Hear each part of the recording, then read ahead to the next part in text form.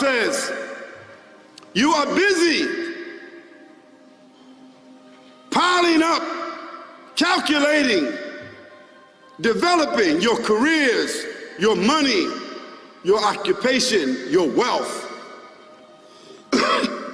until you visit the graves. Think about it. When was the last time that you went to a funeral? Was it your mother? Was it your father? Was it your grandfather? Was it your uncle? Was it your cousin? Was it your friend? Was it your wife? Was it your husband? The last time that you visited the grave, when you went to a funeral and you saw that person whom you loved that was laughing, crying, live, boasting, wealthy, educated, denying, arrogant, whatever they were. What was the demeanor of the people when you walked in that funeral home? When that person was stretched out in their last suit? What was the demeanor? Were the people cracking jokes? Were they dancing? Were they clapping and singing songs? No. Silence. Melancholy. Trauma. Why? Because every person that walked in that room, seeing that person stretched out, the first thing they thought about was not the person. The first thing they thought about was that one day, this will be me. So Allah said, Alhaakumut takathur. All of us, all of you are engaged in running your mouths, doing your business, multiplying, buying houses, cars, business, whatever you're doing. And when you're told about God, religion, life, morality, you're saying, look, I ain't got no time for that. I got no time for that. I don't want to hear that. I don't even believe in God. Matter of fact, I don't even know if I'm gonna die, and if I do, maybe I'm coming back again. As a matter of fact, science is so sophisticated that I think really that they're on the verge of being able to solve the whole thing of death soon. We ain't gotta die. If we got enough money, we don't even have to die. See how arrogant people can be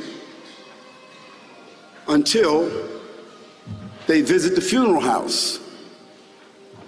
And then after you go to the funeral house, if you got the guts, if you're able to do so, you go to the grave. And now this is another scenario. And you say to yourself, is that it? I mean, 50, 60 years, scraping, struggling, scheming, lying, stealing, fornicating, jumping up and down, begging, working, and this is the end of it? I mean, is this what's going to happen to me? Are they going to be dropping me into a hole in the ground? A hole in the ground, the same hole that a cat digs after it defecates. Just a little deeper.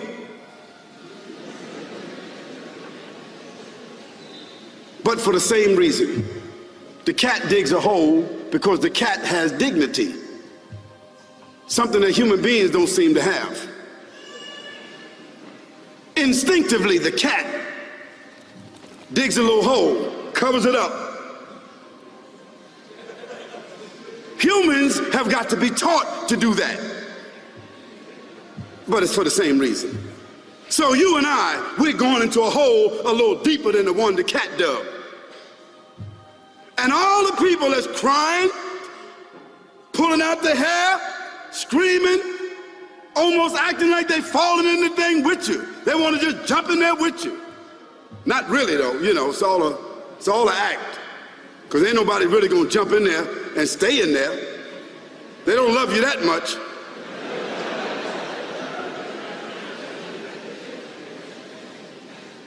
And then after all the shoveling get done, and they fill it up, and the box, you can't even see the box no more, the coffin that cost $5,000.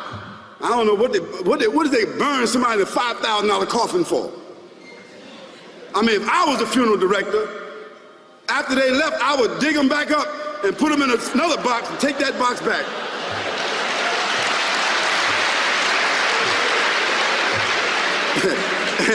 and honestly, I'm telling you, that's what they do. Yeah. So after all the money and all the drama, and they dig that hole and put you in there and cover you up, and everybody goes back to the place, go back to mama's house or daddy's house or whoever's house, and we cook some chicken or whatever it is, and we do a little dancing and drink some scotch and forget all about that person, and then we want the lawyer to come down talking about, divvying up the spoils. So if that woman who died had a husband, somebody else gonna marry him, you know that. And that man who died, that woman, in about 6 months or a year of grieving or whatever it is, she gonna come to understand that she needs somebody else to be with, so she gonna marry somebody. So that means if his suits are still in the closet and he can fit them, who gonna wear them? So it really means that after all this time, and the people walk away from that grave, it's over. What about that person in the grave? What's happening? Because you know and I know that death is almost like sleeping. Death is like sleeping. Your body is gone. Your body is dead. Your spirit is gone, but your consciousness is there. Yes, brothers and sisters, you and I are going to know when the people put us in that box and put us in the grave. We are going to know. Your spirit is gone. You can't shout. You can't call out. You can't say, "Don't leave me here."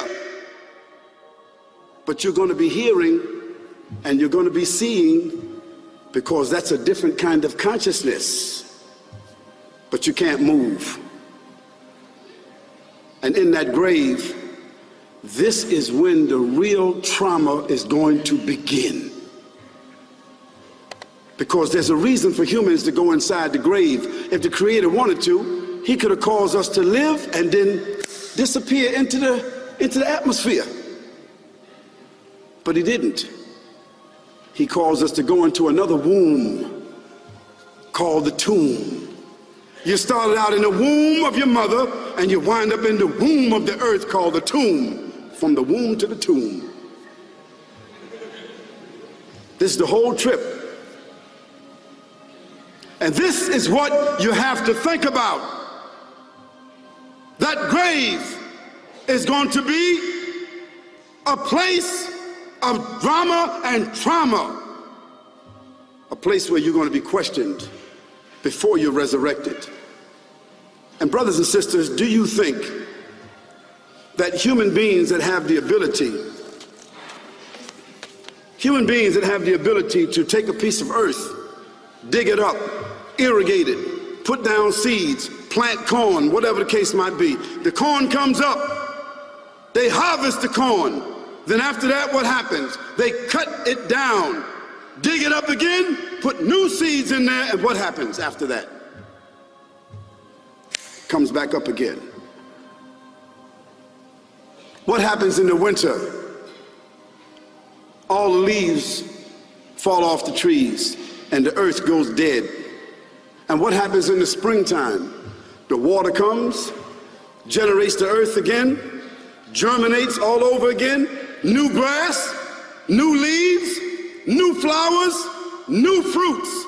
So Allah says, and a sign for them is the dead earth. After that, we give it life. And then you eat the fruits from that. So Allah says, the one who gave you life in the beginning, is He not able to give you life all over again in order to judge you? Yes, certainly. You may want to deny it because you don't want to be judged. بكيت وهل بكاء القلب يجدي. بسم الله الرحمن الرحيم. الحمد لله رب العالمين الرحمن الرحيم مالك يوم الدين. إياك نعبد وإياك نستعين. اهدنا الصراط المستقيم صراط الذين أنعمت عليهم غير المغضوب عليهم ولا الضالين.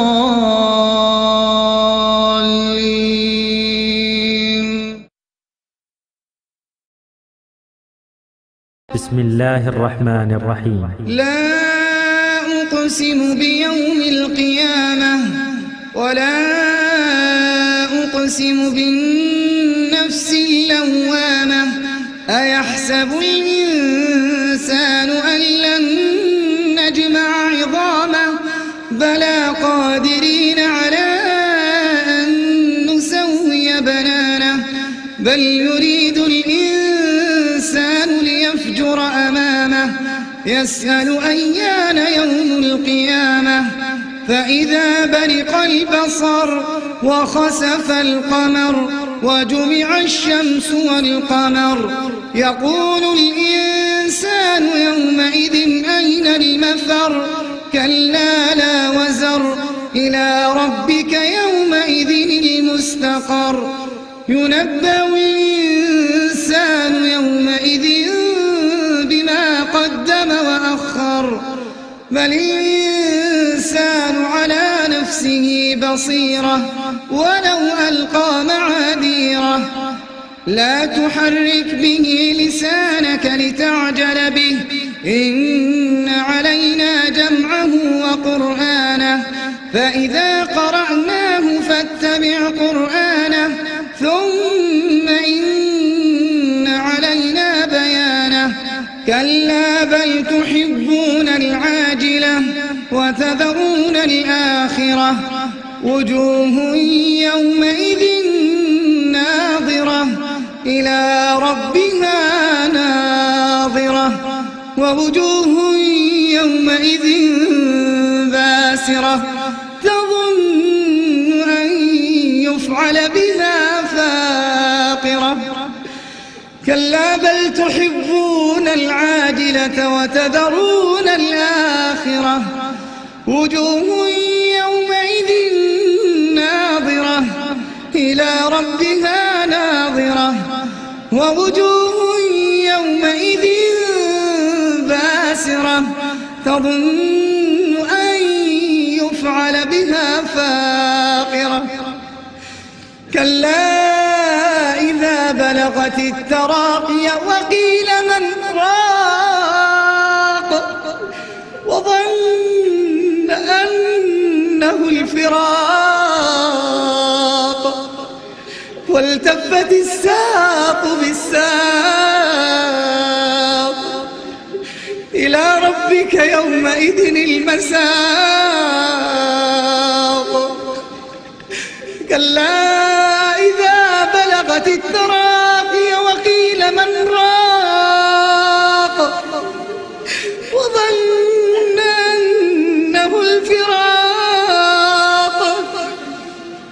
والتفت الساق بالساق إلى ربك يومئذ المساق.